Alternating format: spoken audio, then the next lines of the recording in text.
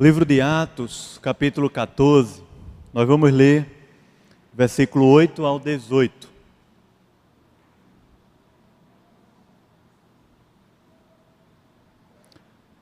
Diz assim a palavra do Senhor. Em Listra costumava estar sentado certo homem aleijado, paralítico desde o seu nascimento, o qual jamais pudera andar.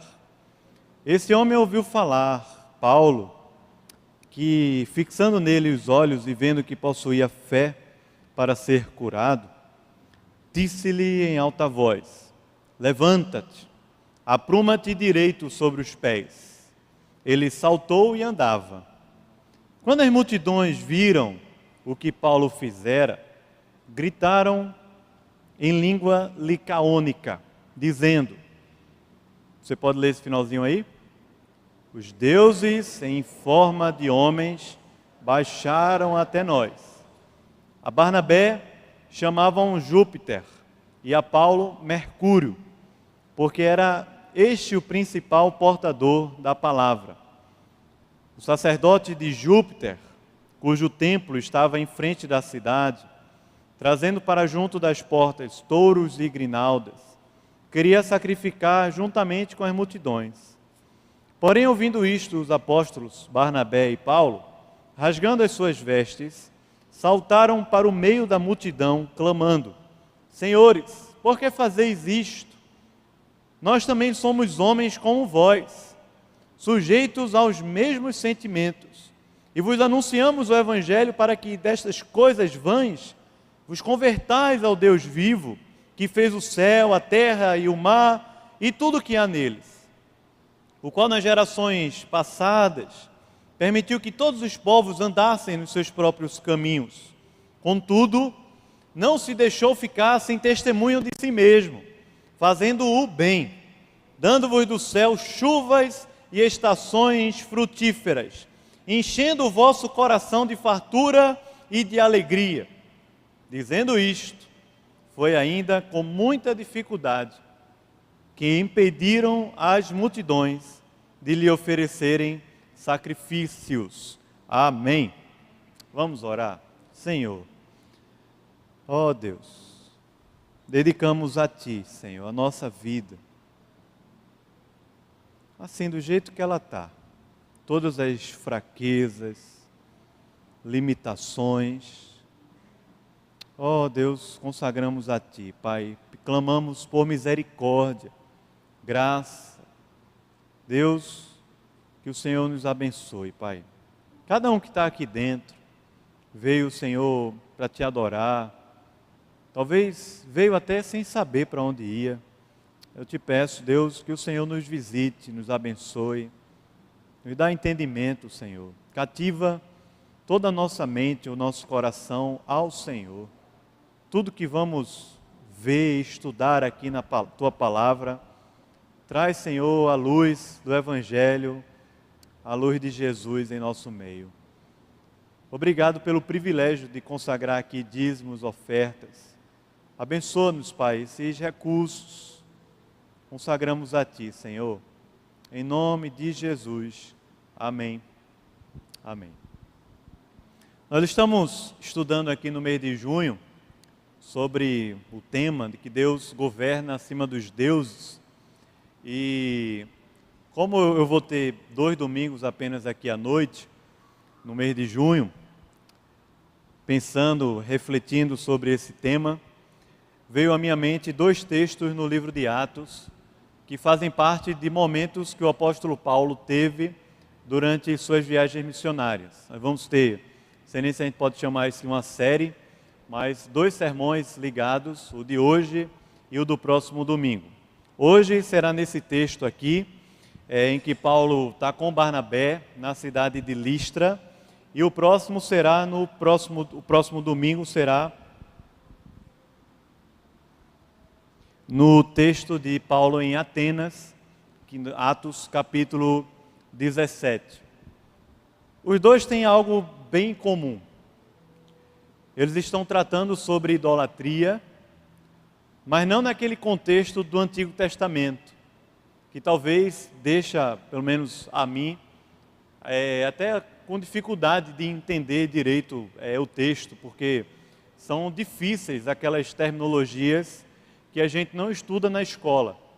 Talvez aqui muitos tenham alguma familiaridade, porque ele está falando de um contexto grego, e esse contexto grego, muitos aqui estudaram na escola, a mitologia grega, alguns gostam e percebem outras comparações mesmo, até com os super-heróis, e tem sido resgatado muito nos nossos dias essa ideia da mitologia na literatura, e talvez por causa disso eu também tenha mais familiaridade com esses textos aqui.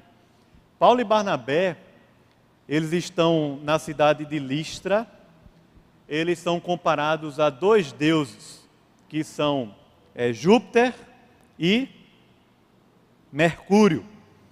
E esses dois deuses são nomes romanos para duas divindades gregas, que eram Zeus e Hermes. Talvez você já tenha ouvido falar um pouco sobre eles.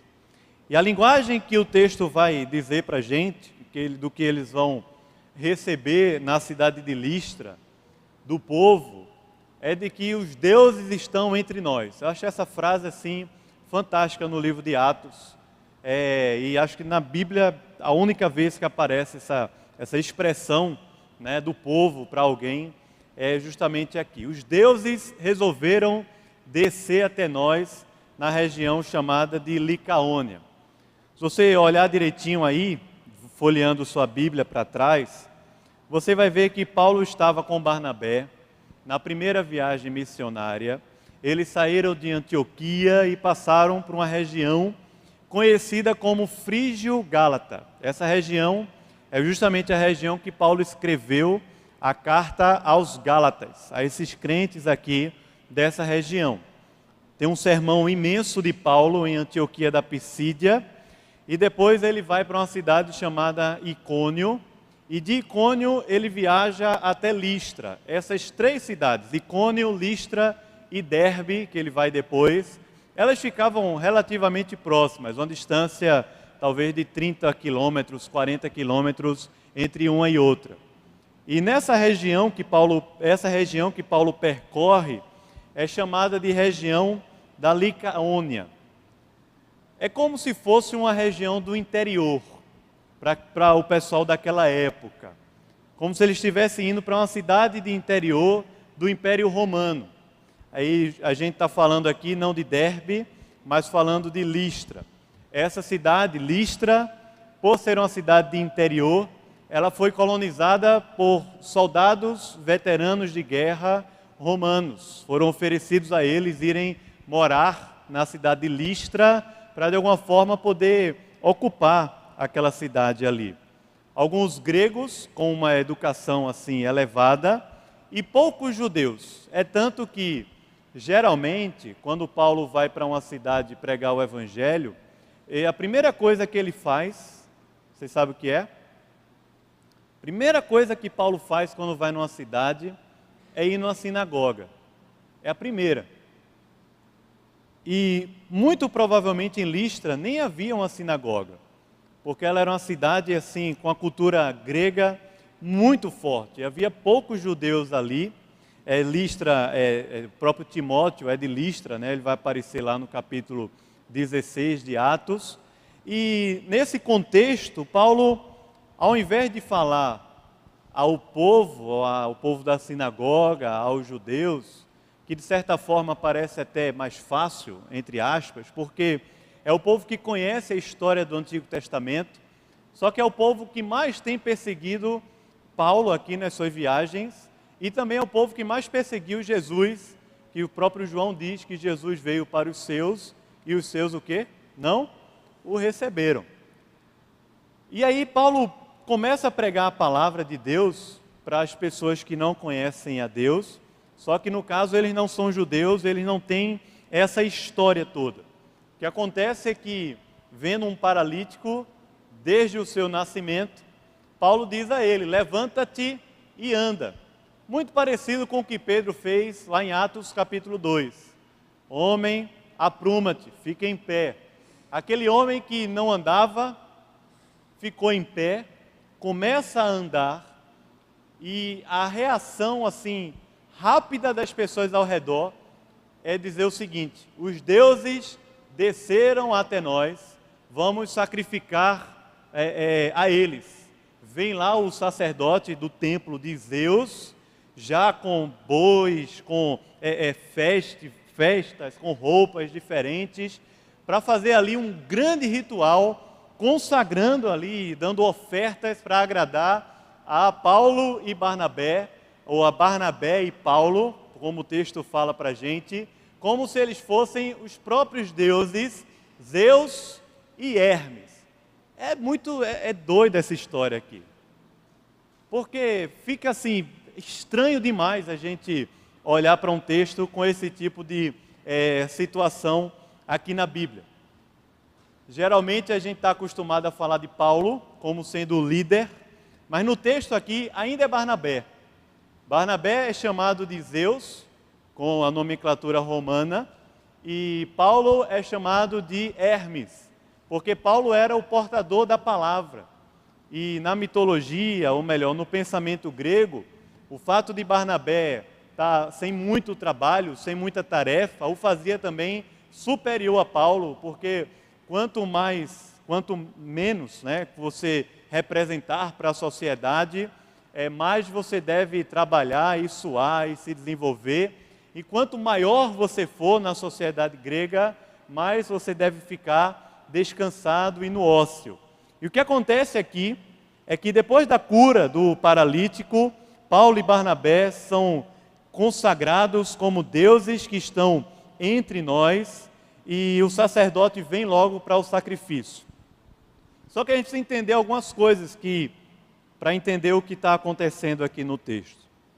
O primeiro é quem é Zeus, como a Bíblia fala aqui, Júpiter, na linguagem romana, e quem é Hermes. Esse é o primeiro ponto que a gente precisa entender. Não é o ponto do sermão, da pregação, é o ponto da introdução, para a gente poder entender o texto.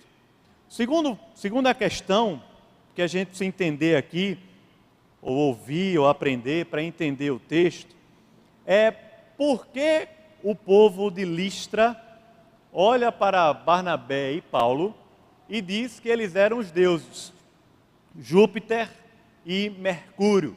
Há uma história envolvida aqui, nessa região, que faz com que as pessoas, quando veem aquele milagre, logo reconhecem e querem ali fazer ofertas para poder aplacar a ira daqueles deuses.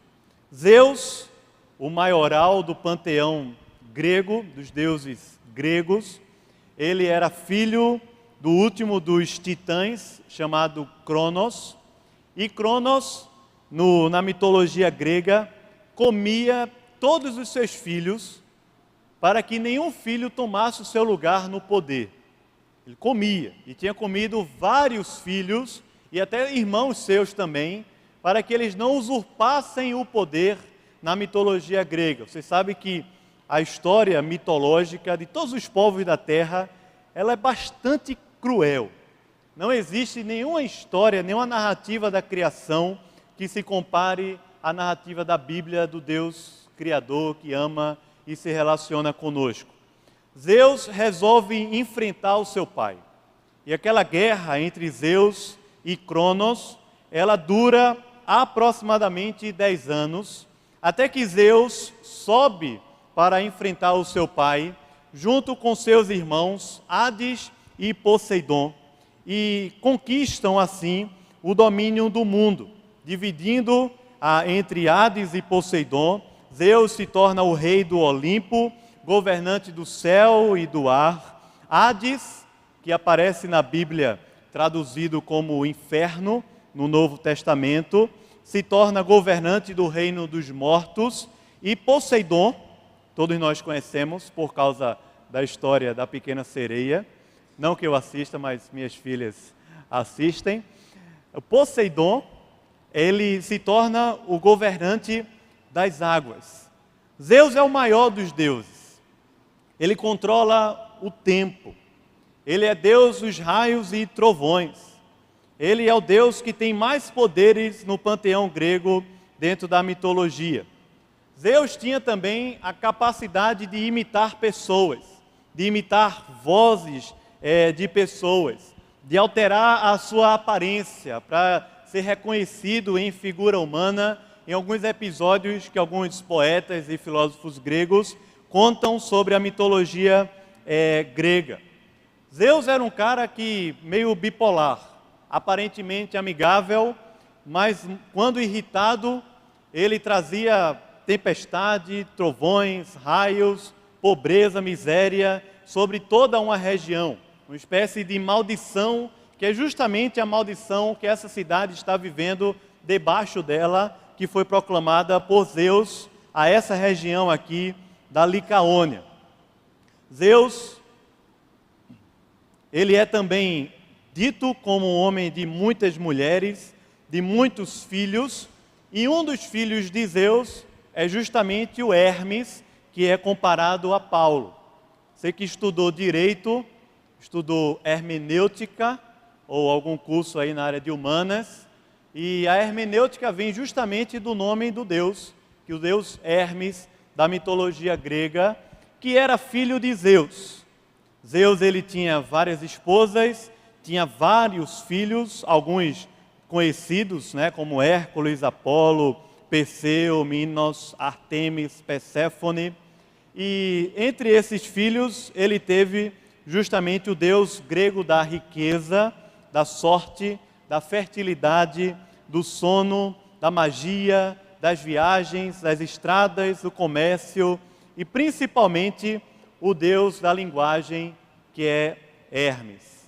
Hermes, por causa dessa ideia de Hermes, e que ele era um bom negociador, ele tinha uma boa lábia, ele era Deus para todos os oradores gregos, é que o povo olha para Paulo, por ele ser o portador da palavra, e o compara a Hermes. Ele era o patrono da ginástica, Deus das competições esportivas nas Olimpíadas gregas. A ele está atribuída a invenção do fogo, a criação da corrida e também Deus sobre a astronomia em toda a mitologia grega. Hermes era um jovem bonito. Ele era um símbolo de estética e atletismo, forte, bonito. Não assim, hashtag vem monstro, aqueles caras que são dobrados, Na mitologia grega, o homem bonito, ele é suave. Tem esse rostinho assim, feito meio assim, sabe como é? Suave, Então, Hermes era esse cara que era bonito, era forte, tem as imagens que aparecem de Hermes, justamente ele nu, como Michelangelo retrata Davi, tem lá uma das réplicas fiéis aqui em Brenan, justamente parecida com aquela imagem ali que Michelangelo faz, a escultura, justamente resgatando toda a cultura grega no mundo renascentista. E havia uma história entre Zeus e entre Hermes nessa região da Licaônia, especificamente em Icônio.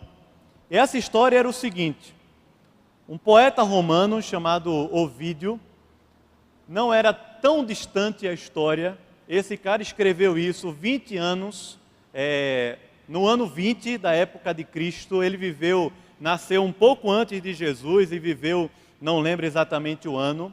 Esse poeta romano, praticamente assim, no mesmo século, no mesmo período da história, como está correndo aqui, escreveu no seu poema, nas suas obras, um poema em consagração a Hermes e Zeus, contando como se fosse aqui um atributo à hospitalidade, uma história que aconteceu justamente em Icônio. E a história era mais ou menos o seguinte: Zeus e Hermes se fizeram de homens e resolveram visitar a região de Icônio. Isso Ovídio vai descrevendo toda essa história mitológica.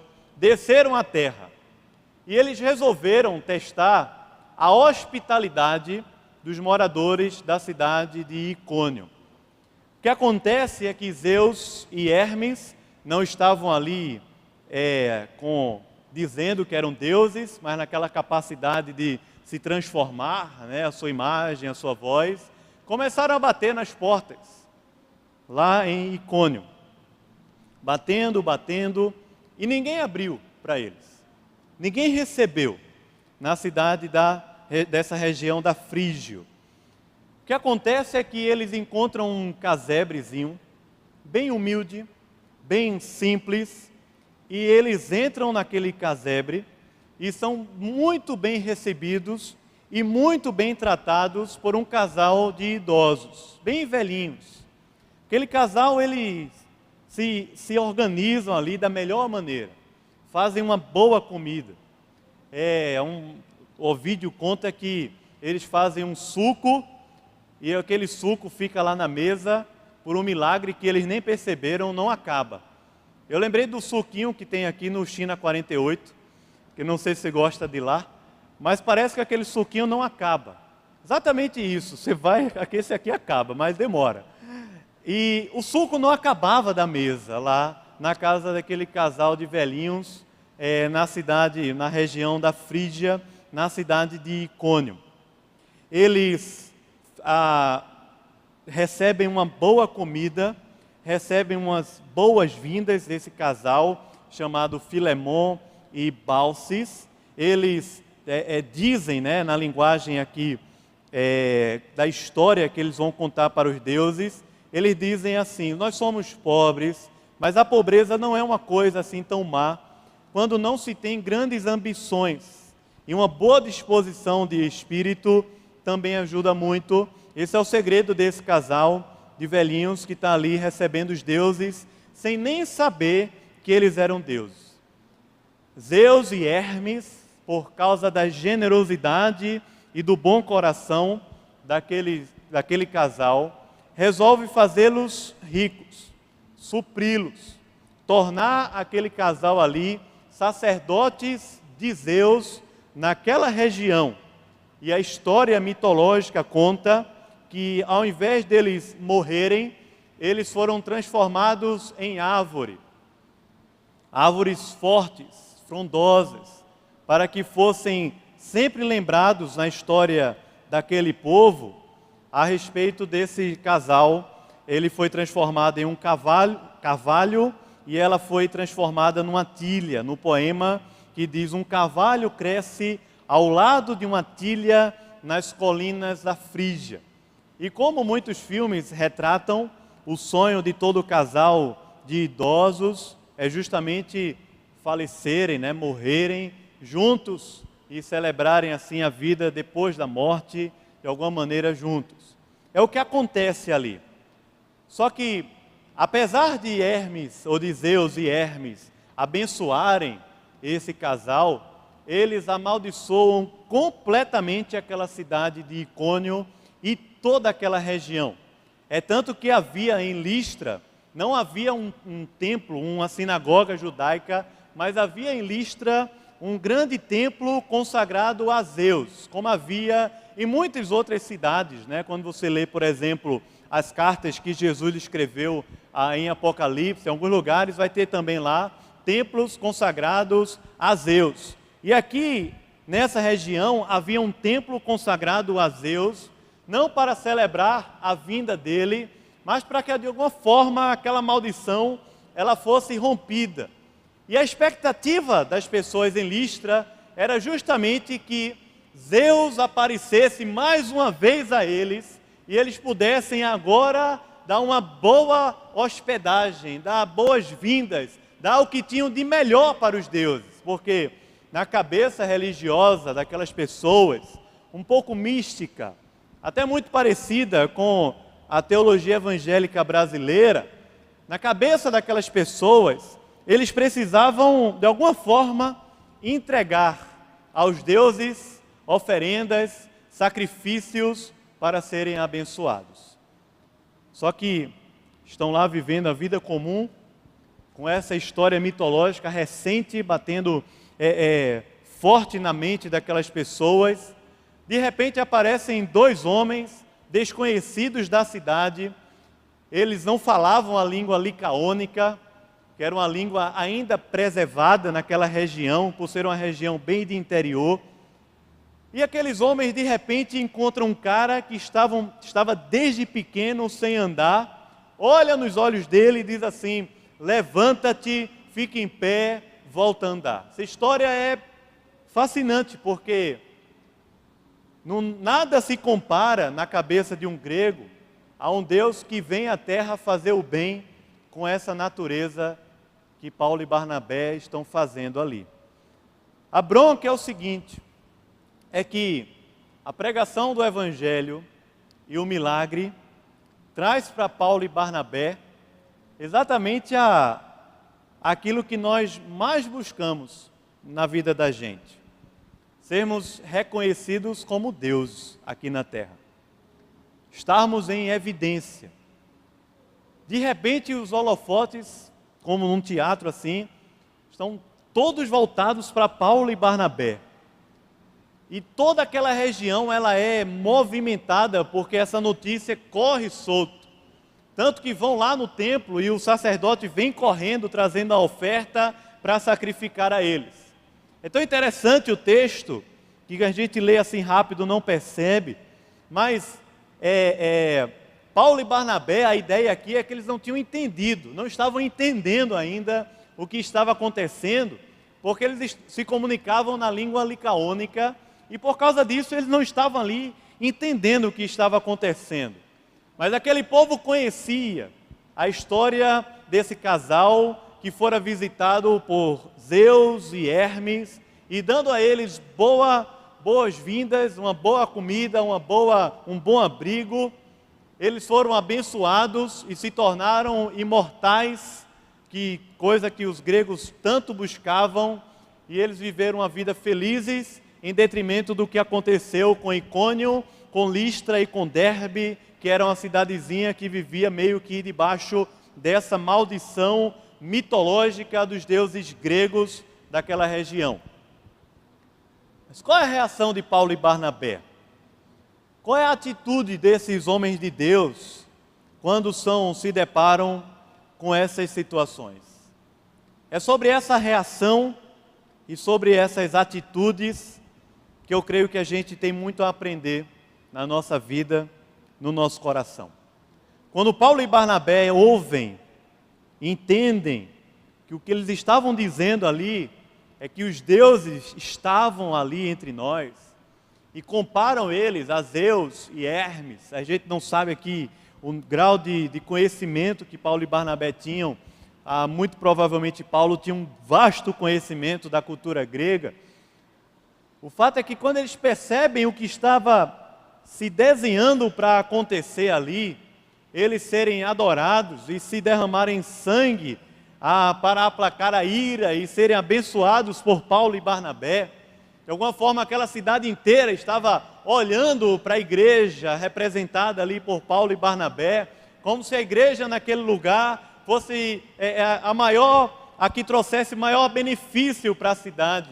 Olhando para Paulo e Barnabé como se fossem eles que tivessem ali trazido a riqueza, a cura, a paz, a justiça, a harmonia no caos, a natureza, para que eles pudessem de agora por diante viverem uma vida próspera sobre a terra. Só que Paulo e Barnabé, quando percebem isso, eles assim: não, vocês estão entendendo tudo errado. Veja aí, por favor, olha para o texto novamente, para a gente não se perder. Versículo 14.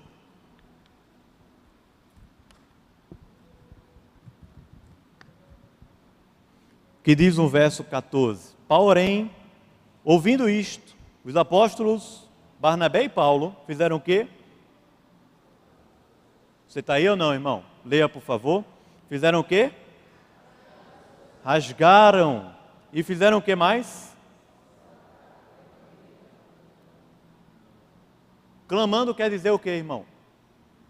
Clamando quer dizer o quê? Não, por favor, não. Meio que sabe aquele cara, sabe quando a pessoa vai na sua casa e você oferece bolo?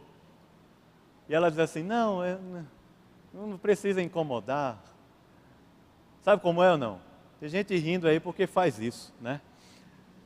Ou suco, ou quer ficar pro almoço, a pessoa chega lá de meio-dia, assim, quer ficar pro almoço, a pessoa, não precisa se incomodar, né? Tá tudo bem, tá tudo... É assim que a pessoa está clamando? A pessoa diz, não, pelo amor de Deus, vou embora, e sai correndo. Paulo e Barnabé fazem isso aqui. Eles gritam, eles clamam para aquelas pessoas ali, dizendo o seguinte, versículo 15, não é isso? Você pode ler agora, clamando, tá bom? Não assim como quem está querendo comer bolo na casa do seu amigo aí, mas assim, clamando. O que é que eles dizem aí?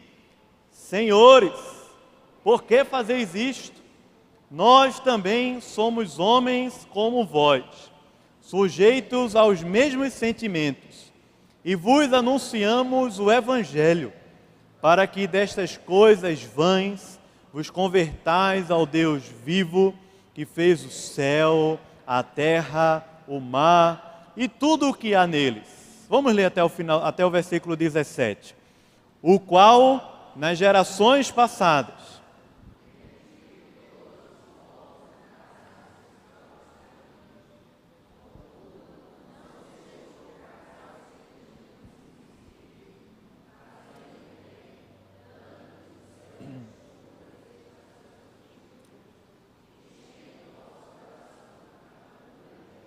e de alegria. Amém.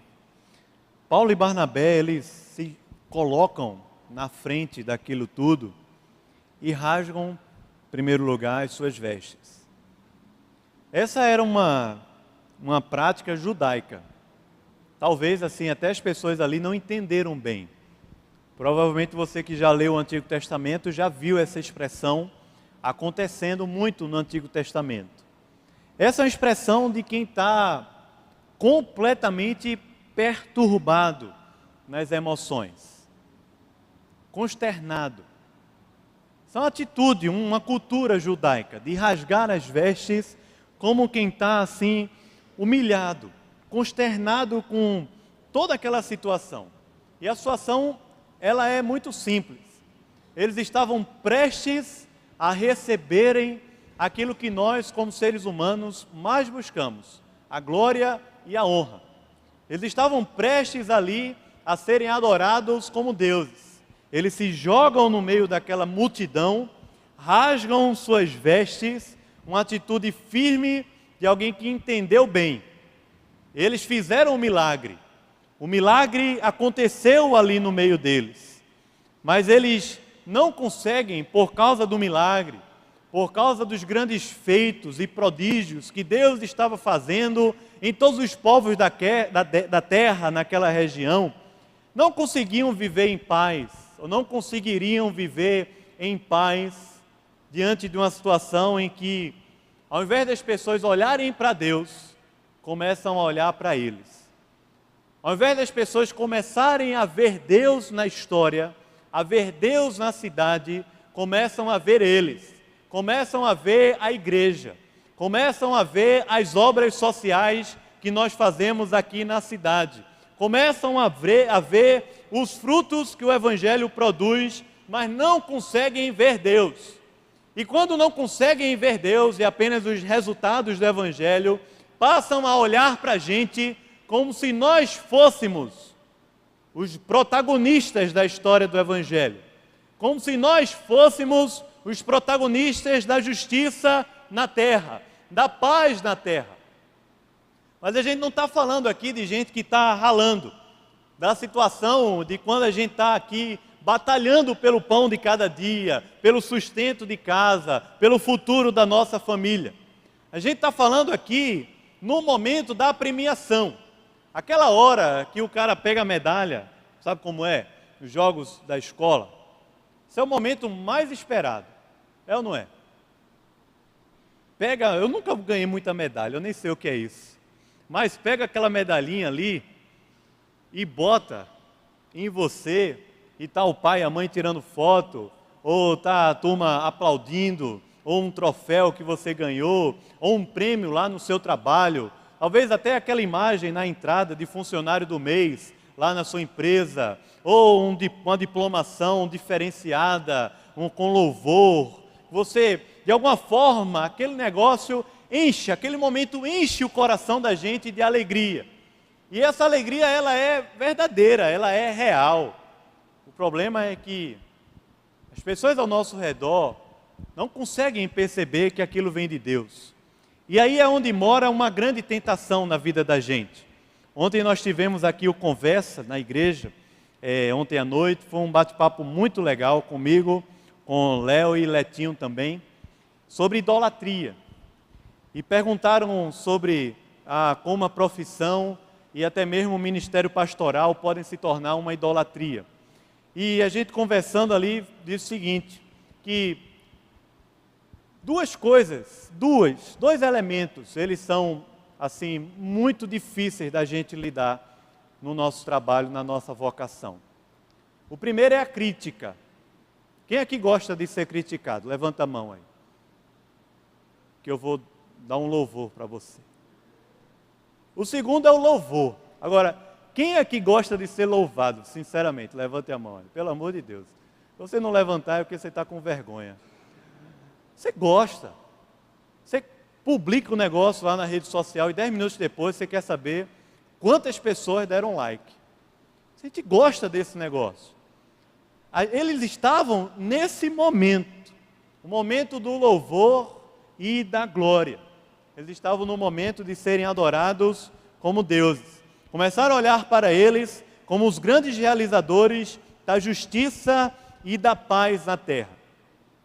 Eu acho essa situação aqui muito parecida com as igrejas evangélicas que decidem adornar e pintar o vaso para vender o tesouro. Decidem assim fazer uma grande ornamentação no vaso para que de certa forma as pessoas se sintam mais atraídas possível para a igreja ou para aquela reunião e gastam tempo e mais tempo e mais tempo investindo apenas na estética, apenas na relevância, apenas no vaso. Só que Paulo disse em Coríntios que a excelência do poder não estava aonde? No vaso, estava onde? No tesouro. O tesouro é o evangelho que habita no coração da gente. Paulo e Barnabé, eles abrem mão ali do momento mais esperado da nossa vida. A hora dos aplausos, da glória, do reconhecimento, do prestígio, do poder. E não somente, eles não fazem isso como aquela visita que diz assim, eu não quero atrapalhar. Aí diz, não, já está no fogo. Aí a pessoa, mas eu tenho hora. Não, eles fazem isso assim, completamente consternados, completamente humilhados, completamente quebrantados. Eles rasgam as suas vestes, vão para o meio da multidão e começam a gritar feito loucos, dizendo o seguinte, não olhe para a gente, não fomos nós que fizemos tudo isso aqui, nós somos iguais a vocês. Isso é uma loucura para a mente e para os ouvidos daquela turma lá em Listra, está ouvindo isso. Nós somos homens como vocês. É uma loucura, porque para eles o homem não tem poder e capacidade para fazer um milagre, para de alguma forma trazer harmonia no meio do caos. O homem não tem essa capacidade. E eles ficam ali ouvindo até que Paulo e Barnabé, no caso aqui Paulo, se levanta e vai explicar, e a explicação dele é o Evangelho. Eu penso que esse coração aqui faz muito parte daquela expressão de João Batista, quando ele diz assim, convém que ele cresça e eu o quê? Diminua. Não é fácil viver o Evangelho pregado por João Batista. Não é fácil, irmão. Não é fácil viver esse ministério, esse Evangelho pregado por João Batista dentro da igreja. Não é fácil. Nem muito menos lá fora. Convém que ele cresça e eu diminua. Segunda coisa que Paulo e Barnabé fazem ali é dizer justamente a eles o seguinte, nós somos iguais. Somos iguais. Só que o argumento de Paulo e Barnabé não é científico. não é humanista. Eles não vão lá para a Revolução Francesa para dizer assim, todos os seres humanos nascem iguais perante a lei. Eles não precisam disso. O argumento deles para dizer que é homem, como eles também eram, é a própria criação de Deus. Nós somos homens, nós somos seres criados por um Deus grande e todo-poderoso. E porque somos homens, somos pó, somos limitados, somos fracos, igualzinho a vocês. Paulo e Barnabé ali não agem como se fossem donos da verdade. Pelo contrário, a verdade do Evangelho não transforma ninguém em arrogante, para agir e falar sobre a terra, dar um discurso arrogante sobre a terra, como se fosse ali o detentor da verdade, o dono da verdade. Tem muita gente aqui ao redor da nossa cidade que não quer mais ouvir nada sobre o Evangelho, sobre Jesus e sobre Bíblia, porque muita gente advogando pregar o Evangelho, fazem com uma ira, com um fervor assim, cheio de muitas vezes ira, raiva no coração, que fecha portas. E as pessoas não ouvem, porque eles não estão ouvindo ali de um igual, estão ouvindo ali de um ser superior, de um semideus, de alguém mais forte, mais rico, de alguém que encontrou e que é mais feliz do que todos os seres humanos da terra e que de alguma forma está vendendo e está oferecendo o seu produto. Como se Jesus fosse um produto de revistinha ou de compras que a gente vai oferecendo para as pessoas marcarem e comprarem. E Jesus não é isso. Paulo e Barnabé, assim, nós somos iguais a vocês. Não somos deuses. Não está em nós o poder de curar. Não está em nós a solução para resolver a grande maldição dessa cidade. Não está em nós a verdadeira solução para a cidade que nós temos, que nós vivemos. Eu tenho muito medo quando alguém, advogando pregar a palavra de Deus, diz que a igreja é a solução para a nossa cidade. Jesus Cristo é a solução. Toda vez que nós invertermos isso, nós vamos estar preocupados em ornamentar o vaso, ao invés de deixar o tesouro ser mais forte. Jesus Cristo é a solução para romper e confrontar os ídolos da nossa era. O Evangelho de Jesus é suficiente para confrontar e transformar as realidades que nós temos na nossa cidade. É Jesus. É o reino de Deus que vai se desenvolvendo e se ramificando de muitas maneiras que nós nem enxergamos, nem conseguimos mensurar, mas não somos nós. Pelo menos Paulo e Barnabé estão dizendo o seguinte: não fui eu, não é a minha relevância, não é o meu poder, não é o meu carisma, não são as minhas habilidades, não é o que eu estudei, não tem nada disso. E ao se igualar com aqueles homens, eles passam a proclamar o Evangelho. Parece que naquela época o pessoal era mais aberto, né? A ouvir o Evangelho. Nós temos tanta dificuldade. Mas deixa eu falar uma coisa que eu tenho observado. Posso estar errado na minha leitura da sociedade. Mas uma coisa que eu observo já há um tempo. Já percebeu que os bares que crescem na cidade são aqueles que não têm nada? Tem nada. Aqui no final da Barão de Itamaracá tem um. Tem nada o bar. Já percebeu o que é que tem? Tem um balcão, tem bebida alcoólica, alguma música que está rolando lá, mas não é aquela música alta. Por que não é aquela música alta? Porque as pessoas vão para lá fazer, sabe o quê? Conversar. Conversar. Eu passo na frente e eu fico pensando, que coisa louca, o pessoal vem para cá beber e conversar. Não está ali se agarrando, ouvindo a música, alucinado com a música, não. Bebendo, conversando. Não é só aqui não.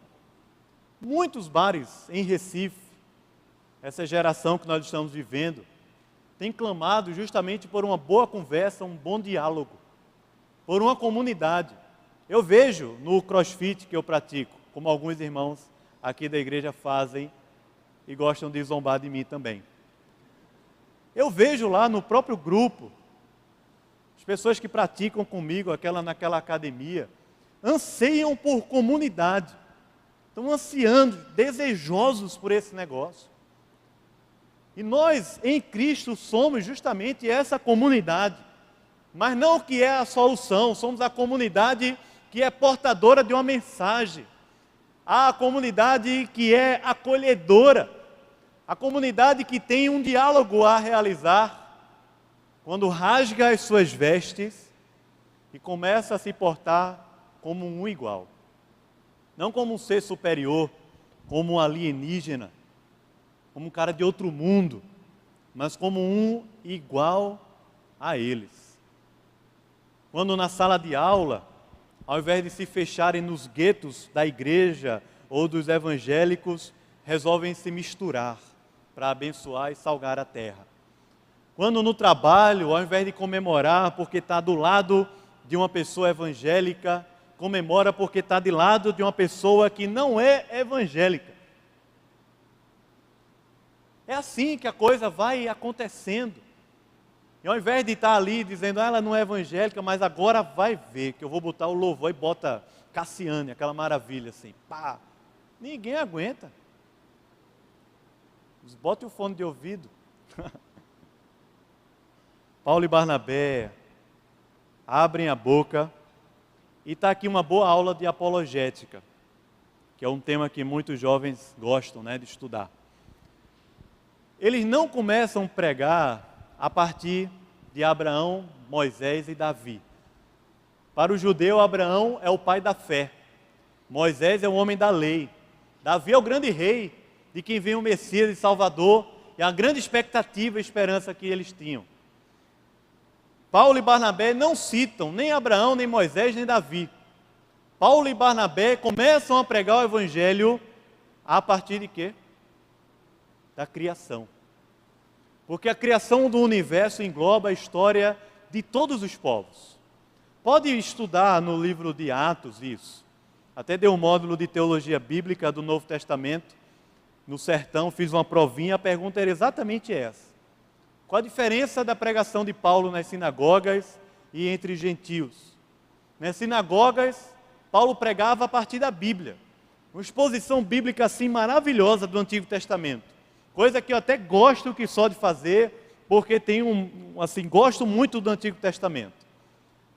Mas com os gentios, com os gregos, com aqueles que não conheciam nada dos judeus, a não ser que eles eram um povo chato, nacionalista e que dava muito trabalho para o Império Romano, a única coisa que eles sabiam é que há um universo criado. A linguagem que é usada é diferente. E a partir da criação, Paulo diz para aqueles homens que o evangelho de Jesus é um evangelho de abundância, não é um evangelho de escassez. Veja que coisa maravilhosa. Porque às vezes a gente aprende que evangelho é como se fosse um estraga-prazer. Tipo assim, o cara está lá se divertindo na vida e vem você botar terra e areia na diversão dele. E aí a propaganda representa mais ou menos o céu e o inferno dessa forma. O inferno tem tudo, que o homem mais busca nesse mundo, e o céu é aquela coisa assim meio chata, meio morgada. Só que a pregação bíblica é diferente. A pregação bíblica é o seguinte: isso que vocês estão vivendo aí não se compara em nada com o poder e a riqueza desse Deus que resolveu criar o universo com a sua palavra e enchê-lo da abundância e fartura e alegria. O Deus que não somente criou e deixou lá, mas o Deus que cuida minuciosamente de cada coisa. E ele vai falar aqui que coisas são essas: das chuvas que eram derramadas, dos ciclos e estações que a natureza tem, que regem a terra por causa desse Deus Criador maravilhoso que nós temos. E ele ainda fala mais. Ele diz assim: essa fartura de alegria que vocês têm aí no coração é obra desse Deus Criador maravilhoso. Interessante porque a pregação do Evangelho, ela é muito mais rica do que a maneira como nós aprendemos a pregar. Eu aprendi a pregar, talvez você também. Veja o conteúdo que nós lemos aqui. Ele diz no versículo 15: Senhores, não façam isso não. Nós somos como vocês. Preste atenção. Homens, sujeitos aos mesmos sentimentos, mas nós portamos uma mensagem. A mensagem é a mensagem do Evangelho. A mensagem é o seguinte: se converta dessas coisas vãs, dessas coisas vazias. É a mensagem que confronta os ídolos da cultura, os ídolos da sociedade, mas não com o Evangelho, posso dizer assim, na nossa linguagem, né, coloquial, michuruca, sabe como é? Aquela coisa assim, sem expressão, michuruca, pobre. Não, é o contrário. Esses homens passam a pregar um Evangelho rico, e veja o conteúdo dele. Se converta dessa nulidade, dessas vaidades que não preenchem, não enchem a alma de vocês, e se convertam ao Deus que é vivo. Esse Deus que é vivo, ele é maior do que Zeus, ele é maior do que toda a mitologia grega, ele é maior do que os deuses modernos que nós temos na nossa sociedade hoje. É o Deus que criou os céus, ele criou a terra, ele criou o mar, e tudo o que existe dentro dessas esferas aqui, o céu, a terra e o mar. Nas gerações passadas, ele permitiu que os povos andassem em obscuridade. Por isso vocês não conhecem ainda Deus. Mas agora, ele resolveu se revelar. E é justamente sobre essa revelação que ele está falando. Mas não deixou para lá o seu testemunho. Deu testemunho de si mesmo, fazendo o bem na terra. De que forma? Ele diz: dando a vocês chuva, dando a vocês estações frutíferas e enchendo o coração de vocês de alegria e de fartura. O que Paulo e Barnabé estão dizendo aqui, é que esse Deus é muito maior, é muito mais poderoso, é muito mais gracioso, é muito mais criativo do que a nulidade e as coisas vãs que o mundo oferece para eles, que a cultura oferecia para eles, que a religião oferecia para eles. Esse Deus demonstra a sua bondade porque ele derrama chuva todos os dias. Esse Deus demonstra a sua providência porque ele manda estações frutíferas.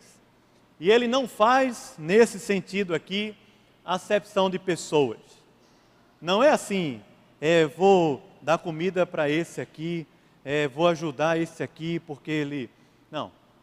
Deus faz com que todas as pessoas na terra sejam abençoadas pela chuva que ele manda, pelas estações.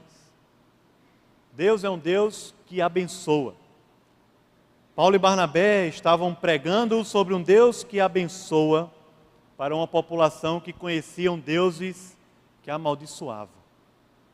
Para uma geração que vivia debaixo de uma grande maldição, que era justamente a maldição dos deuses da mitologia. E ainda digo mais, Paulo e Barnabé diz a eles o seguinte: esse Deus, ele é um Deus de graça, de amor. Veja a história dos deuses que esses homens conheciam. Um Deus que comia os filhos para não perder o poder. Veja a história do Evangelho. Um Deus Pai que resolveu que o seu filho se tornaria homem, habitaria conosco e receberia a glória por toda a salvação realizada entre nós. Veja como esse povo conhece a Deus, um Deus cruel, que está envolvido em guerras, em ódio, em vingança, para um Deus que chama a sua criação de filhos. De filhos. Você é o meu filho amado, eu tenho prazer em você. Dito isso, Paulo e Barnabé eles tiveram muita dificuldade ainda. Muita. Para não serem adorados. Diz no versículo 18 que eles, com muita dificuldade, impediram as multidões de lhes oferecerem sacrifícios. Mas a continuidade do texto de Atos vai dizer que ali em Listra nasceu uma igreja. É de Listra que Deus chama Timóteo para ser filho na fé de Paulo e acompanhá-lo nas viagens e nas missões. Em Listra nasce uma igreja que logo tem líderes, presbíteros, diáconos, que vão conduzir ali uma comunidade simples que se reúne para louvar a Deus e aprender mais da palavra de Deus e viverem em comunidade juntos aqui na terra. Simples. E com isso a gente precisa entender e aprender talvez. Primeiro que aprender a fazer boas leituras do nosso tempo. Dificilmente você vai sentar num bar para conversar sobre mitologia grega. Eu nem estou estimulando ninguém a sentar no bar, pelo amor de Deus. Mas não é a conversa que está na boca do povo. Tenho certeza disso. Mas presta bem atenção nas coisas que acontecem ao nosso redor, na nossa sociedade. Talvez uma boa deixa para isso seja justamente as histórias de super-heróis. O sucesso que a Marvel fez e tem feito com os super-heróis. Os super-heróis da Marvel têm muito mais a ver com a nossa sociedade. Os super-heróis da Marvel representam muito bem o tempo moderno que a gente vive e o estilo de vida que vai se impregnando na nossa alma e nós vamos virando idólatras sem nem mesmo perceber. No mundo da Marvel, ele vai contar para a gente várias narrativas de vida. Narrativas que regem a história, que salvam o planeta, mas que também estão ali fadadas ao fracasso por causa do seu próprio ego, por causa de suas próprias fraquezas, como os deuses gregos eram representados antigamente também. Na Marvel, esse poder ele é representado através da ciência, quando o Hulk, o Capitão América, o Homem-Aranha, esses caras são transformados, são alterados para se tornarem homens com superpoderes aqui na Terra. Você já deve ter ouvido e visto isso. Talvez feito eu, quando vou a um filme desse, saio de lá querendo ser o próprio super-herói, o próprio Homem-Aranha, ter o poder para subir e fazer aquilo tudo lá. Ou o Hulk. É justamente essa coisa que invade o nosso coração. E quando você está estudando numa universidade, seja de exatas, saúde ou humanas, aquele mundo acadêmico que você está ali envolto, é justamente esse poder da ciência, que diz para você que pode transformar o mundo. E você acredita, investe o seu tempo, larga a mão de Jesus, larga a mão do discipulado, dos cultos da igreja, larga a mão de muitas coisas que Deus deu a você e faz parte de todo esse conjunto para viver escravizado nessa divindade moderna chamada ciência. Porque você acha que se estudar muito, se tornar muito inteligente, você vai ter poder que nem o Capitão América, que domina tudo. Domina as leis da gravidade, domina lá a sua respiração quando está nadando, competindo com um submarino, domina tudo. O cara é fera. Ou você vai ter a força do Hulk. Você diz, não, isso aí não é o meu mundo. Mas perceba como o misticismo é também uma divindade da nossa época. Especialmente no meio evangélico. A ideia que temos de sorte e azar. As coisas que nós fazemos para Deus, tipo, vou participar dos 4 cultos no domingo, porque essa semana eu vou ter uma entrevista de emprego e eu quero me consagrar. Como se a coisa fosse assim, 2 mais 2 é igual a 4. Se eu me consagrar, Deus vai me abençoar. É justamente o que estava acontecendo lá em Listra. Se nós cuidarmos bem desses deuses, eles vão abençoar a vida da gente e nós seremos fortes sobre a terra como o carvalho. na Marvel, o Doutor Estranho, o Thor, são transcendentais, alteram a natureza e o tempo com os seus próprios poderes. Lidam com o sobrenatural, ou acham que podem lidar com o sobrenatural a partir da sua própria vontade. Nós somos tentados por esse negócio e muito. Nós somos tentados pela tecnologia e pelo materialismo. Nós acreditamos, de verdade, no fundo, que se formos ricos, nós seremos o quê? Fala a verdade.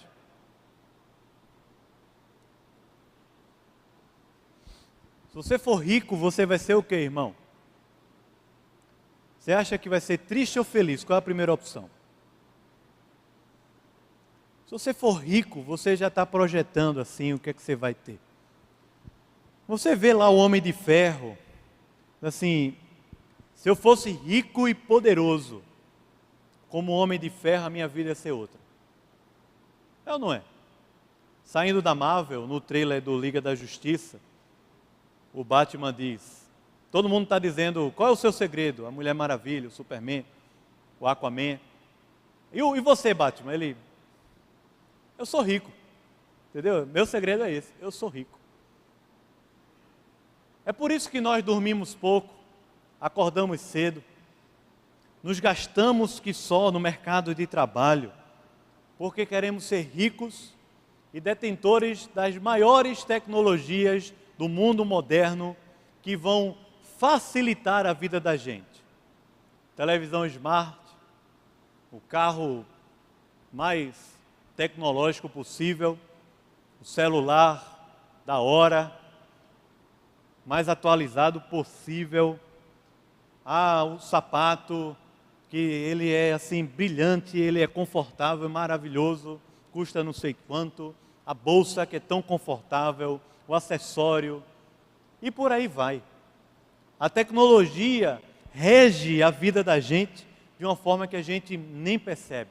E quando a Marvel está fazendo isso no filme, ele está só retratando, dizendo para nós que nós não vivemos mais com a mitologia grega na cabeça, mas nós olhamos para aqueles super-heróis e achamos que podemos ser fortes e poderosos como eles são, e achamos que podemos ter a solução sobre a terra como eles têm para salvar o mundo.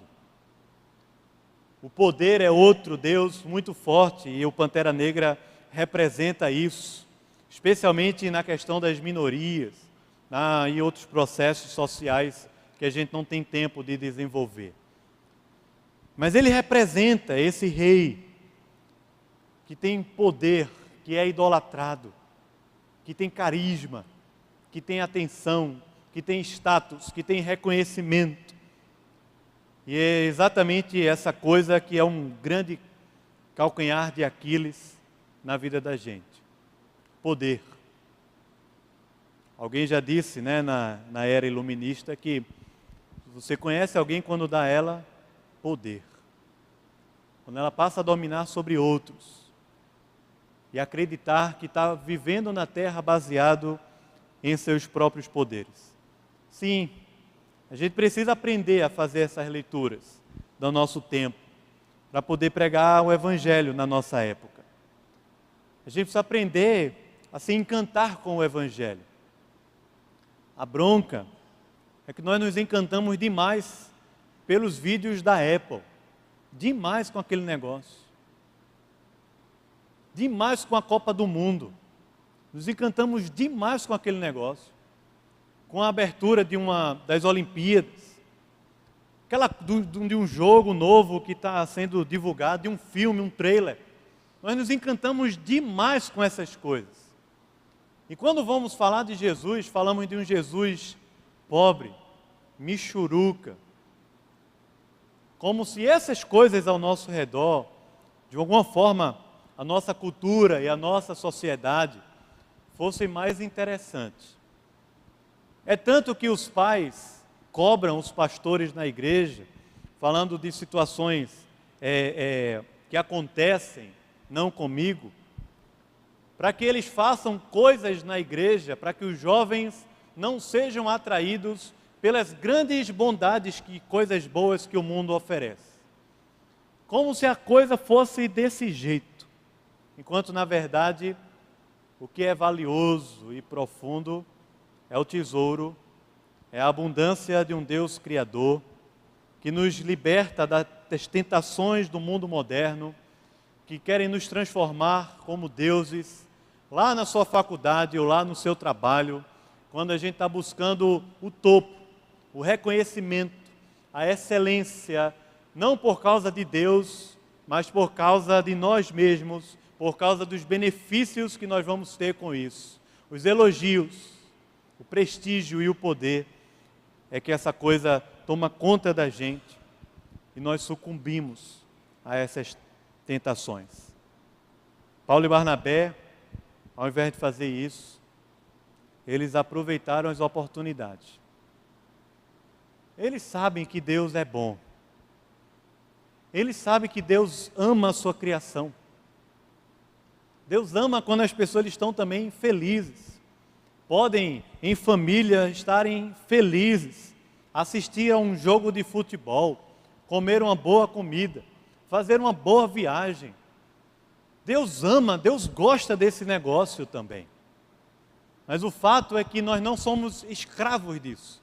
Não somos escravos desses deuses e desses ídolos. Mas eles são uma grande oportunidade, uma grande porta para que o Evangelho que confronta os deuses da nossa época seja pregado. Um Evangelho de um Deus muito mais abundante do que as vaidades do nosso coração e as vaidades da nossa cidade, da nossa sociedade. Jonas Madureira, que é um pastor batista reformado lá em São Paulo, ele disse que fez uma pesquisa na igreja, que ele está plantando.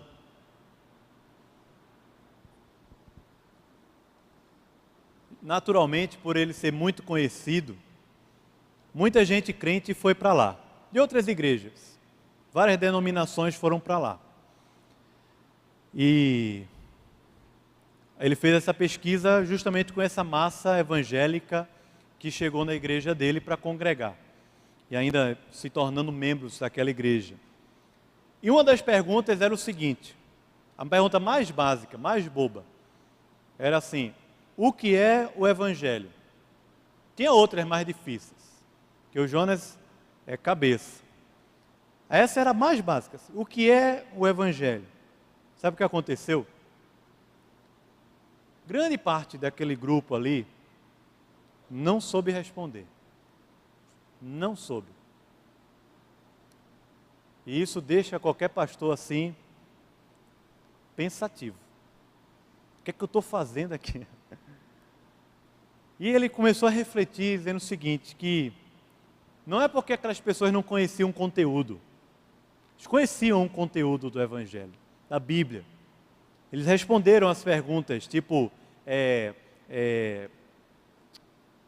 imaginação, né, de Bíblia, que pergunta quem foi esse, quem foi aquele. Essas coisas eles sabiam. Mas o povo tinha perdido a capacidade de comunicar o Evangelho. E porque perderam a capacidade de comunicar, não sabiam mais definir em poucas palavras. Não sei você, mas eu olho um sermão desse, Paulo e Barnabé, parece um Twitter. É simples a coisa. Deus que é criador de todo o universo, que não deixou vocês à margem, à mercê de si mesmos, os sustenta, os guarda com a chuva, com a comida que tem na mesa de vocês, com a alegria que tem no coração de vocês, e agora com o Evangelho de Jesus. E a igreja nasce ali. Como a igreja pode nascer em Recife. Não com a massa de evangélico que está procurando a igreja melhor, mas com aqueles que estão perdidos nos seus próprios ídolos, deuses, e podem ser chamados ao Evangelho, quando nós pararmos de viver também como deuses na terra, ou escravo dos deuses modernos da nossa época, e nos sujeitarmos ao Deus do universo, Senhor da terra, do céu e do mar, e de cada detalhe que temos nesse nosso vasto universo criativo que Deus criou. Vamos orar, se puder fechar os seus olhos e orar.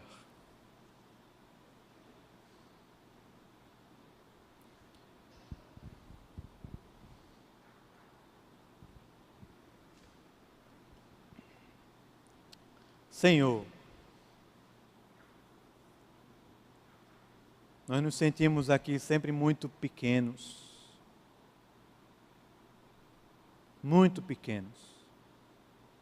porque sucumbimos demais ao elogio, aos ídolos da nossa época, a essa busca frenética por dinheiro. Gastamos o nosso tempo com coisas que são vãs, vaidades. Nos rendemos a esse mundo de uma forma tão rápida. Estamos aqui em comunidade, é fácil. A gente está sendo lembrado, confrontado, admoestado, estimulado.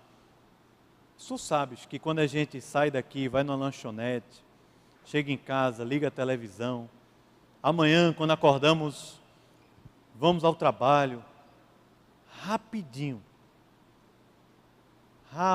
nós invertemos a ordem do nosso coração. E eu quero orar aqui ao Senhor, pedindo que o Senhor nos ajude a vivermos consagrados a Ti, o tempo todo. Mas não como gente que está vivendo assim, pesado, triste, mas como gente que encontrou a maior alegria da sua vida, que foi o Senhor Jesus. Ó Deus, o mundo ao nosso redor está clamando, os bares da nossa cidade, com gente que vai para lá só para conversar. Eu sei que não é o melhor ambiente para a gente estar, Senhor, mas essa turma está com a gente na faculdade, no trabalho, está com a gente na vida. E nós temos tantas oportunidades de conversar com eles, daquelas coisas que mais enchem o coração, porque a boca fala do que o coração está cheio.